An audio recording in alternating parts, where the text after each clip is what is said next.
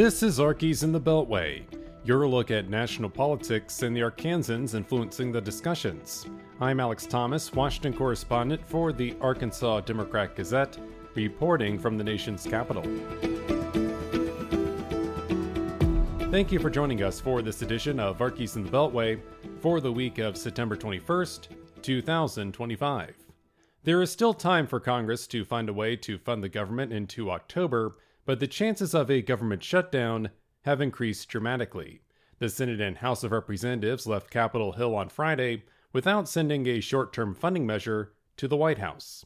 The House passed a 7-week continuing resolution largely along party lines, knowing the Senate's 60-vote threshold for passing legislation.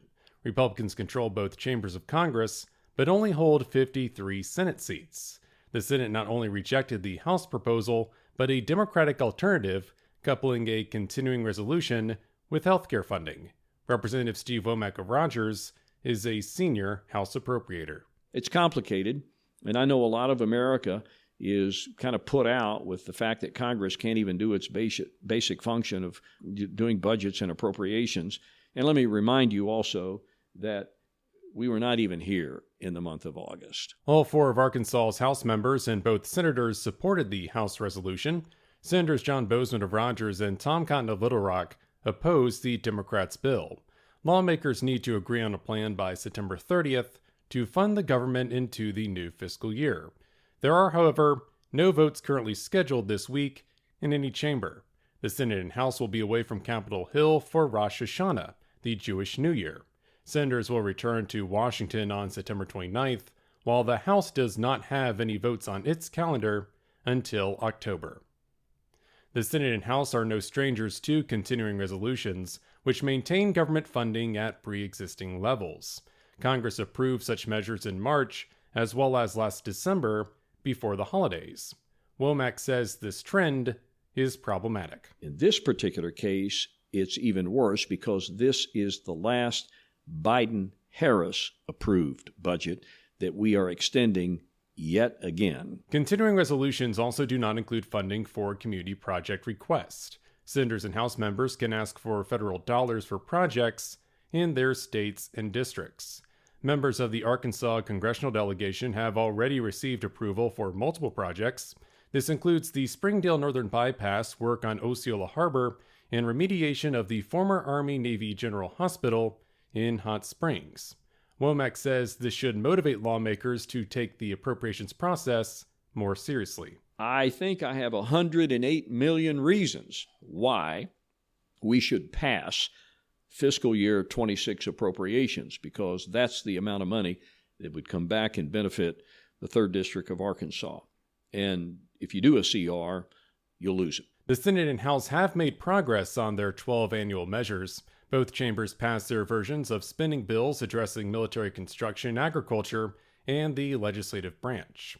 Senator Bozeman leads the Senate Appropriations Subcommittee on Military Construction and Veterans Affairs.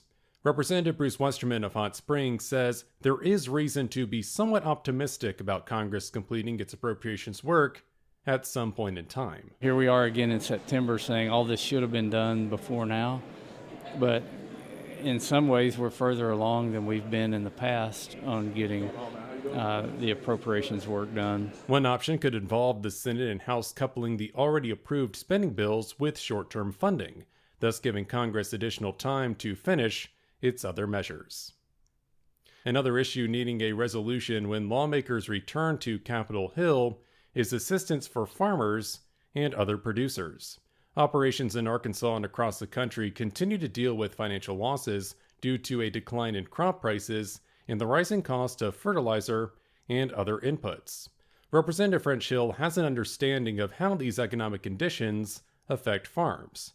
During his time as a banker, Hill helped oversee lending services to row crop farmers. The Little Rock congressman last Monday during a telephone town hall. I know this business well, and it's very hard for farmers to make all their payments when you have the perfect storm.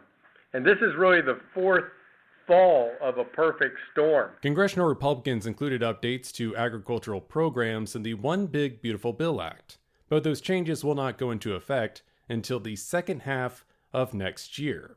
Senator Boozman has been involved in conversations with congressional leaders and the Trump administration about possible economic relief. Boozman is the chair of the Senate Agriculture, Nutrition, and Forestry Committee.